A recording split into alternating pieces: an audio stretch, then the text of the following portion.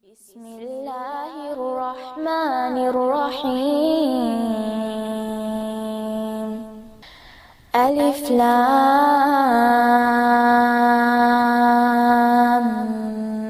ميم تلك آيات الكتاب الحكيم هدى ورحمة للمحسنين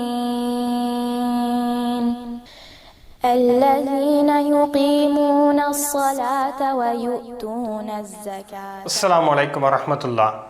إن الحمد لله نحمده ونستعينه ونستغفره ونؤمن به ونتوكل عليه ونعوذ بالله من شرور أنفسنا ومن سيئات أعمالنا من يهده الله فلا مضل له ومن يضلل فلا هادي له ونشهد أن لا إله إلا الله ونشهد أن محمدا عبده ورسوله كما بعد ربنا لا تزغ قلوبنا بعد إذ هديتنا وهب لنا من لدنك رحمة إنك أنت الوهاب.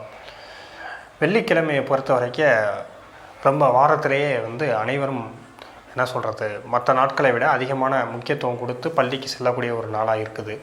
வெள்ளிக்கிழமைக்கென்று சில குறிப்பிட்ட அமல்களை நபி ஸல்லல்லாஹு அலைஹி வஸல்லம் நமக்கு காட்டி தந்திருக்கிறாங்க. என்ன அப்படின்னு சொன்னால், வெள்ளிக்கிழமை அன்னைக்கு ஆணாக இருந்தாலும் பெண்ணாக இருந்தாலும் கடமையான குளிப்பை குளிக்கணும். கடமையான குளிப்பை குளிச்சுட்டு தன்னிடத்தில் இருக்கக்கூடிய ஆடைகள்லேயே சிறந்த ஆடையை அணிஞ்சிக்கிட்டு நறுமணம் இருந்துச்சுன்னா நறுமணம் பூசிக்கொள்வது, இதெல்லாம் நபி காட்டி தந்த வழி. வெள்ளிக்கிழமை அன்னைக்கு அதிகமாக நபியின் மீது செலவாத்து சொல்லணும். அல்லாஹும்ம ஸல்லி அலா முஹம்மது என்று துவங்கக்கூடிய அந்த செலவாத்தை அதிகமாக ஓதணும். அல்லாஹ் அதுக்கு நிறைய நன்மையை தர்றான். அதே மாதிரி வெள்ளிக்கிழமை அன்னைக்கு குளிச்சுட்டு சிறந்த ஆடையை அணிஞ்சிட்டு நறுமணங்கள் பூசிக்கிட்டு பள்ளிக்கு நடந்து செல்வது ஒவ்வொரு மூமினான ஆணின் மீது கடமை. ஏன்னா பெண்களுக்கு பள்ளிக்கு வெள்ளிக்கிழமை ஜும்மா தொழுகிறதுக்கு போகிறதுக்கு ஆப்ஷனல். அவர்கள் விருப்பமிட்டால் போகலாம், இல்லைனா வீட்டில் 4 ரக்காத்துகள் லுஹரை தொழுவிக்கலாம். அப்படி பள்ளிக்கு போகக்கூடிய நேரத்தில் மொத்தம் 5 வகையான விஷயங்கள் இருக்குது. அதில் 5 வகையான நேரங்கள் இருக்குது. முதலாவது நேரத்தில் போகக்கூடிய நபர்களுக்கு அல்லாஹ் ஒட்டகத்தை குர்பானி கொடுத்த நன்மையை தர்றான். ஒட்டகம்ன்றது இன்றைக்கி இருக்கக்கூடிய பொருளாதார சூழ்நிலைக்கு மிக பெரும் தொகையாக இருக்குது, ஒரு ஒட்டகத்தை வாங்கக்கூடியது. ஆனால் ஜும்மாவுக்கு முதல் நேரத்தில் போய் ஜும்மாவை தொழுகணுங்கிற எண்ணத்தில் பள்ளிக்கு போகக்கூடிய அடியானுக்கு அல்லாஹ் ஒட்டகத்தை குர்பானி கொடுத்த நன்மையை தரான். இரண்டாவது நேரத்தில் போகக்கூடியவர்களுக்கு மாட்டை குர்பானி கொடுத்த நன்மையும், 3வது நேரத்தில் போகக்கூடியவர்களுக்கு ஆட்டை குர்பானி கொடுத்த நன்மையும், 4வது நேரத்தில் போகக்கூடியவர்களுக்கு கோழியையும் குர்பானி கொடுத்த நன்மையையும், 5வது நேரத்தில் போகக்கூடியவர்களுக்கு ஒரு முட்டையை குர்பானி கொடுத்த நன்மையை அல்லாஹ் கொடுக்குறான். பள்ளிக்கு போனதற்கு பிற்பாடு பள்ளியில் இமாம் உரை நிகழ்த்திக்கிட்டு இருக்கும் பொழுது அந்த உரையை பிறரை தொந்தரவு செய்யாமல், யார்கிட்டையுமே பேசாமல், பக்கத்தில் இருக்கவங்ககிட்ட பேசாமல், ஒரு பள்ளியில் இருந்துட்டு வேறு ஏதோ ஒரு சிந்தனையில் கை கால்களை வச்சு விளையாடுறதா இருக்கட்டும், இந்த மாதிரியான செயல்களில் ஈடுபடாமல் முழு கவனத்தை அந்த உரையில் செலுத்தி அந்த உரையை கேட்கணும். பின்னர் அந்த உரை முடிஞ்சதுலேருந்து தொழுகை முடிகிறதுக்கு இடைப்பட்ட நேரத்தில் அல்லாஹ் துவாக்களை கபூல் செய்கிறான் அப்படின்னு சொல்லி நபி ஸல்லல்லாஹு அலைஹி வஸல்லம் சொல்லியிருக்கிறாங்க.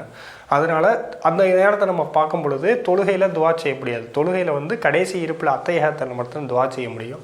அது மாதிரி ஜும்மா தொழுகையில் கடைசி அத்தைஹியாத்து ஓதிட்டு ஸலவாத்து ஓதிட்டு அல்லாஹும்ம இன்னி அஊது பிக்க அந்த துவாவை ஓதிட்டு அதற்கு பின்னாடி நம்ம என்ன வேணுமோ அதை அல்லாஹ் கிட்ட துவாவாக செய்யலாம். அல்லாஹ் துவாவை கபூலாக்கணும் இன்ஷா அல்லாஹ். இதுதான் வெள்ளிக்கிழமைக்குரிய சிறப்புகள் நபி ஸல்லல்லாஹு அலைஹி வஸல்லம் காட்டி தந்தது. இது இல்லாமல் வெள்ளிக்கிழமை அன்னைக்கு காஃப் சூரா ஓதணும் அப்படின்னு சொல்லிட்டு பலர் சொல்கிறாங்க. வெள்ளிக்கிழமை அன்னைக்கு பக்கரா ஓதணும்னு சொல்கிறாங்க. இன்னும் சில இடங்களில் வெள்ளிக்கிழமை ஏழைகளின் பெருநாள் அப்படின்னு சொல்கிறாங்க. இது மாதிரிலாம் எந்த விதமான செய்திகளும் நமக்கு ஆதாரப்பூர்வமாக கிடைக்கல, நபி ஸல்லல்லாஹு அலைஹி வஸல்லம் காட்டியும் தரலை. அதனால் வெள்ளிக்கிழமை அன்னைக்கு முடிந்த வரைக்கும் நபி ஸல்லல்லாஹு அலைஹி வஸல்லம் காட்டி தந்த எல்லா விஷயங்களையும் செய்யக்கூடிய நல்ல மனிதர்களாக அல்லாஹ் உங்களை என்னை ஆக்கணும். தகுந்த காரணமின்றி தொடர்ந்து 3 ஜும்மாக்களை விடக்கூடாது ஒரு மூமினாக இருக்கக்கூடியவர்கள். அதனால் முடிந்த வரைக்கும் ஜும்மாவுக்கு சென்று ஜும்மாவுடைய நன்மையை பெறக்கூடிய அடியார்களாக அல்லாஹ் உங்களையும் என்னையும் ஆக்கி அருள் புரிவானா என்று கூறி உரையை முடித்துக்கொள்கிறேன். அஸ்ஸலாமு அலைக்கும் வரஹ்மத்துல்லாஹி தஆலா பரகாத்துஹு.